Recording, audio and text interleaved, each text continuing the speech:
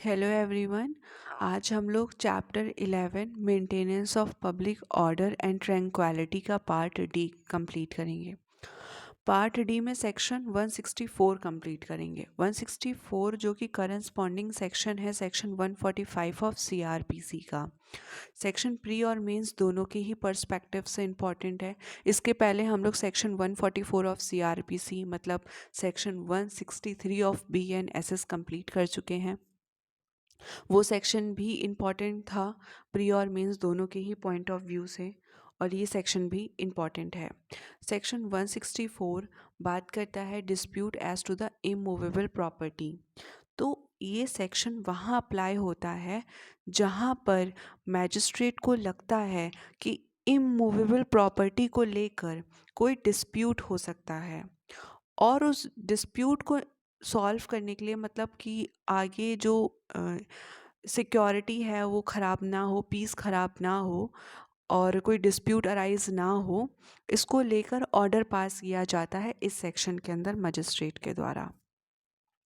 यहाँ पर magistrate order pass करते हैं, टाइटल नहीं डिसाइड करते हैं इमूवेबल प्रॉपर्टी का। टाइटल से यहाँ पे कोई मतलब नहीं है, बस यहाँ पर एक इमीडिएट एक्शन लिया जाता है बिना टाइटल डिसाइड करे कि हाँ शांति भंग ना होने पाए। इमूवेबल प्रॉपर्टी के चक्कर में कोई लड़ाई झगड़ा नहीं होना चाहिए, दंगा फसाद नहीं होना चाहिए। और जो अल्टीमेट टाइटल डिसाइड होगा उस इमूवेबल प्रॉपर्टी का, वो सिविल कोर्ट के द्वारा होगा। और जो भी डिसीजन आएगा ना सिविल कोर्ट का, वो एग्जीक्यूटिव मजिस्ट्रेट के ऑर्डर पर क्या करेगा, प्रिवेल करेगा। तो कोई भी ऑर्डर डिसीजन जो भी सिविल कोर्ट के द्वारा आता है वो माना जाएगा, प्रिवेल करेगा। जो भी ऑर्डर दिया जाता है एग्जीक्यूटिव मजिस्ट्रेट के द्वारा इस सेक्शन के अंदर, क्यों?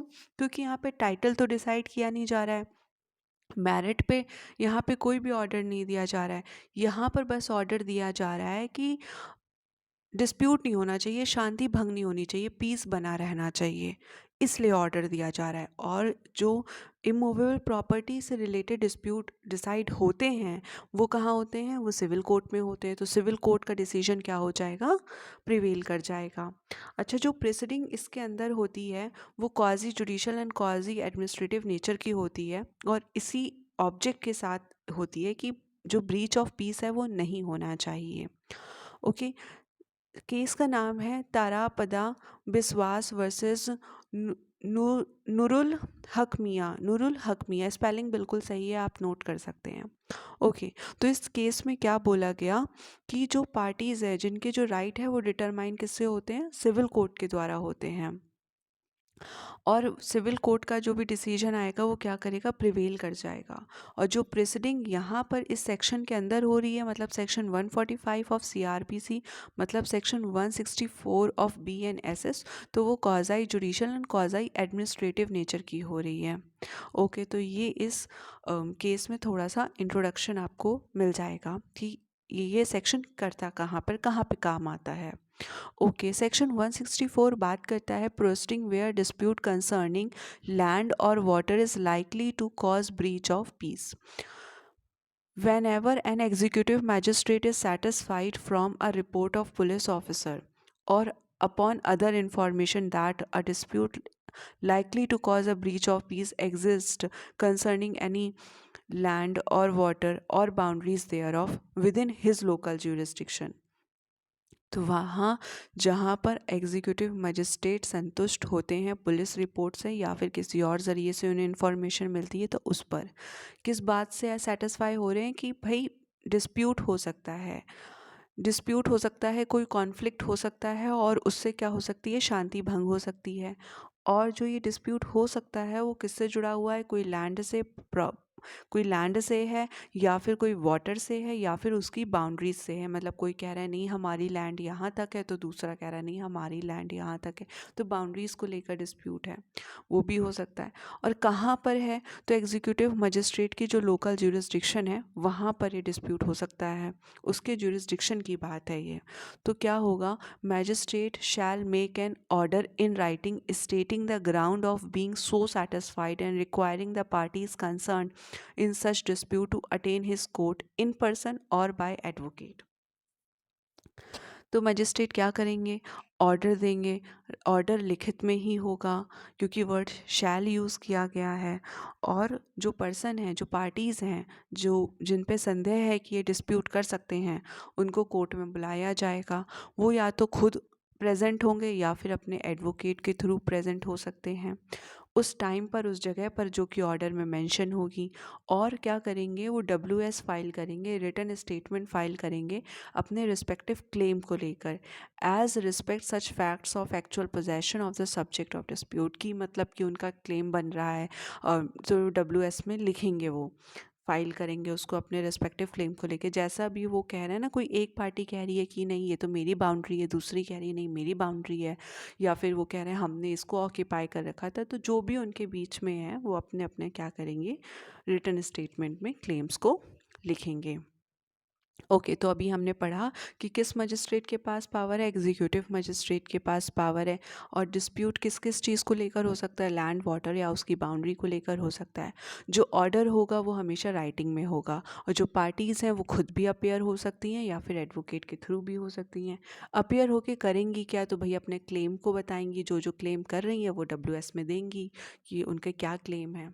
ओके, ये हमने पढ़ा सबसेक्शन 1 में। अब सबसेक्शन 2 हमें बताता है कि लैंड और वाटर में क्या क्या आएगा। तो बिल्डिंग आ जाएगी, market, fisheries, crops, other produce of land and the rent or profit of any such property. तो अगर किसी प्रॉपर्टी से रेंट आ रहा है या फिर प्रॉफिट आ रहा है, वो भी लैंड और लैंड और वाटर में आ जाएगा। तो ये फिशरीज, मार्केट और ये building, other produce of land तो आएगा ही। जो रेंट है और जो प्रॉफिट है जो किसी प्रॉपर्टी से अर्न हो रहा है वो भी आ जाएगा for the purpose of this section, इस सेक्शन के लिए। ये चीज़ आपको याद रखनी है। ओके, सबसेक्शन 3 बात करता है a copy of the order shall be served in the manner provided in by this Sahita for the service of someone upon such person or persons as the magistrate may direct, and at least one copy shall be published by being affixed to some conspicuous place at or near the subject of dispute। तो copy of the order कैसे सर्व होगा, जैसे सम्मन सर्व होता है। सम्मन कैसे सर्व हो सकता है, ये हम लोग ऑलरेडी कवर कर चुके हैं। ओके, तो जैसे सम्मन सर्व होता है वैसे ऑर्डर सर्व किया जाएगा, और जो एक कॉपी होगी सम्मन की उसे चस्पा कर दिया जाएगा, पेस्ट कर दिया जाएगा, अफिक्स कर दिया जाएगा उस जगह पर जहाँ पर डिस्प्यूटेड सब्जेक्ट मैटर है, मतलब जिस चीज़ को लेकर डिस्प्यूट है वहाँ पर भी एक सम्मन की कॉपी लगा दी जाएगी।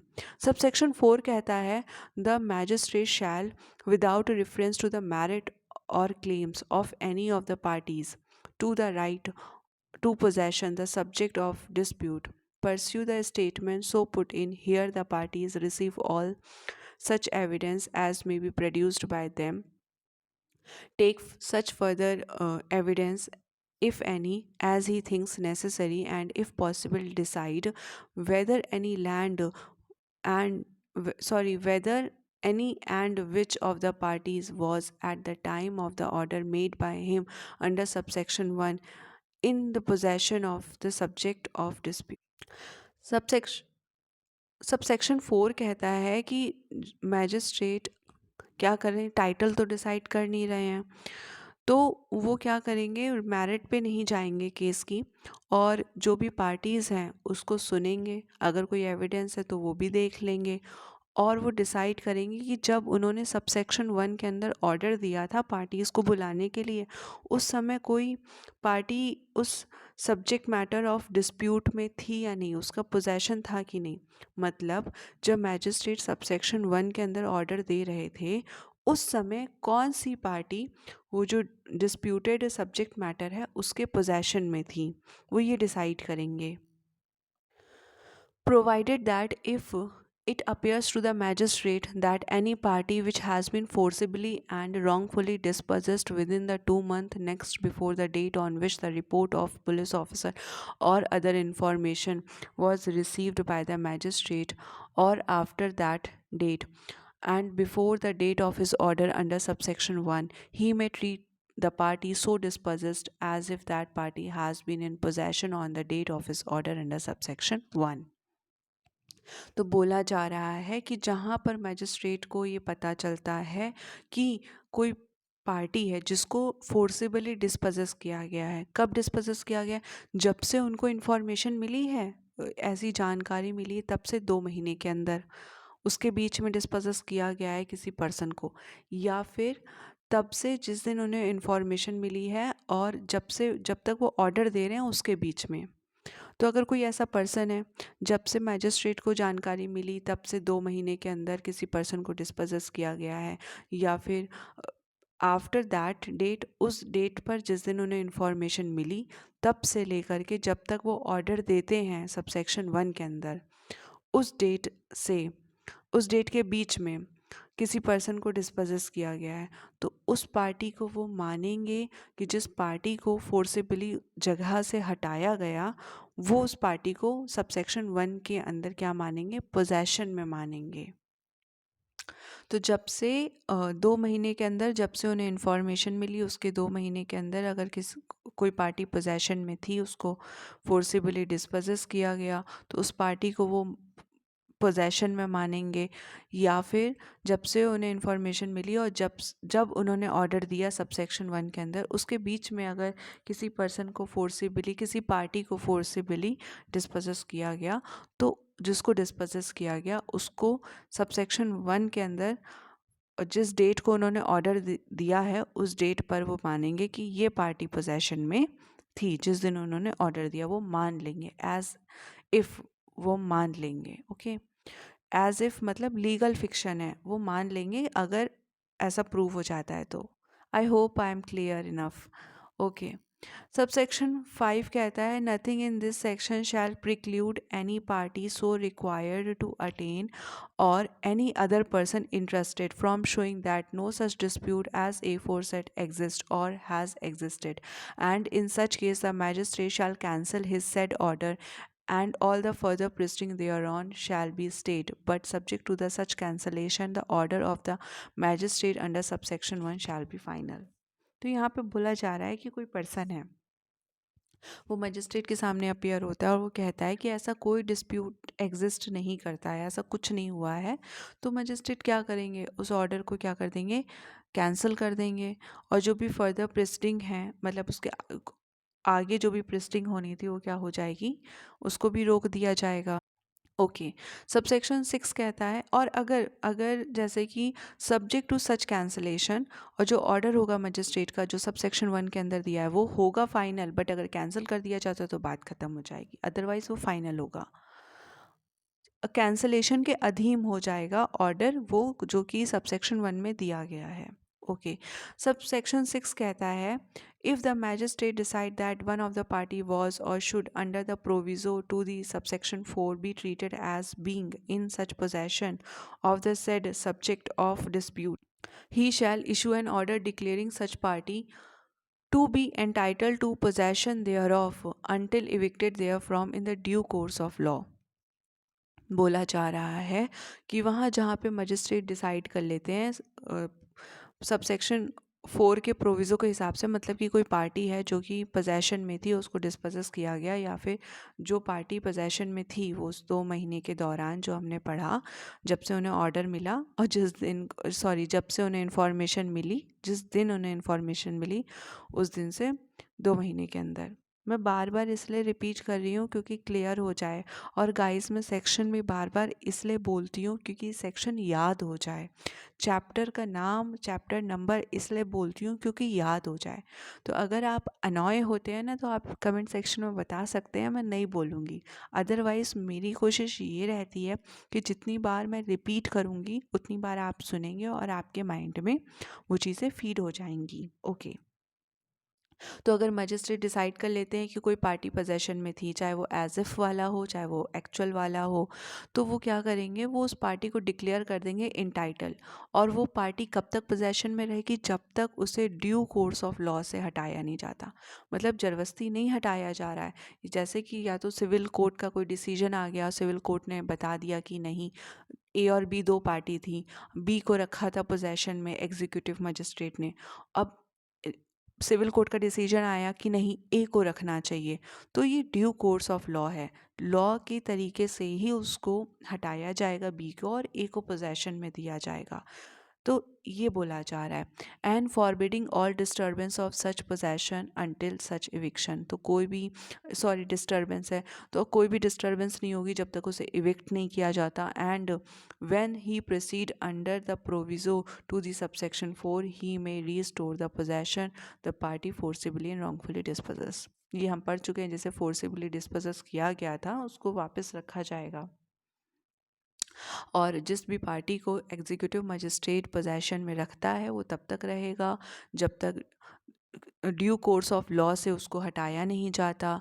और कोई और क्या होगा, और कोई भी डिस्टरबेंस नहीं होगा पोजेशन को लेके जब तक उसे उसका इविक्शन नहीं हो जाता। और इविक्शन कैसे होगा, ड्यू कोर्स ऑफ लॉ से होगा, लॉ के तरीके से ही हटाया जाएगा। फिर The order made under this subsection shall be served and published in the manner laid down in the subsection 3। तो जो subsection 3 में जो ऑर्डर दिया गया था, जो सम्मन सर्व करने का तरीका बताया गया था, उसी के हिसाब से ये ऑर्डर भी पास होगा।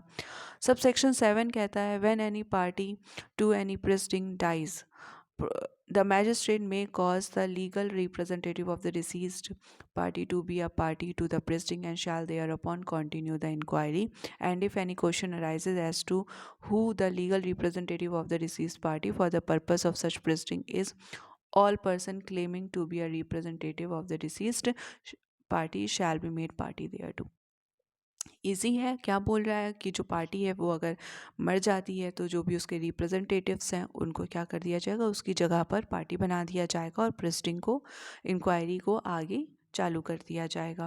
फिर सबसेक्शन 8 कहता है if the magistrate is of opinion that any crop or other produced of the property the dispute subject of dispute in the proceeding under this section pending before him is subject to speedy and natural decay, he may make an order for the proper custody or sale of such property, and upon the completion of the inquiry shall make such order for the disposal of such property or the sale proceeds thereof as he thinks fit। तो कोई ऐसी property है जो कि disputed है और crop है, समझ लो क्रॉप बेस्ट एग्जांपल है, तो क्रॉप है, अब डिस्प्यूट चल रहा है, जब तक डिस्प्यूट का फाइनल ऑर्डर आएगा तब तक क्रॉप ख़राब हो जाएगी।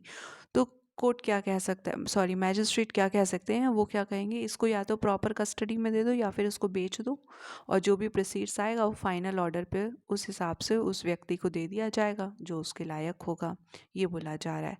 सबसेक्शन 9 कहता है the magistrate may if it thinks fit at any stage of the proceeding under this section on the application of either party issue a summon to any witness directing him to attend or to produce any document or the thing. तो यहाँ बोला जा रहा है कि अगर किसी witness को बुलाना है, पार्टी कह रही है, तो सम्मन जारी किया जा सकता है। Nothing in this section shall be deemed to be in derogation of the power of magistrate to proceed under section 126। तो 126 में जो पावर दी गई है उस पर किसी भी तरीके का फ़र्क नहीं पड़ेगा इस सेक्शन का। 126 क्या कहता है इस पे वीडियो कवर हो चुका है। आई होप फ्रेंड्स आपको ये टॉपिक समझ में आया होगा। प्री और मेंस दोनों के लिए ही इम्पॉर्टेंट है। Thank you. अगर आपको थोड़ा भी वीडियो हेल्पफुल लगता है तो प्लीज़ शेयर करें, सब्सक्राइब करें। Thank you.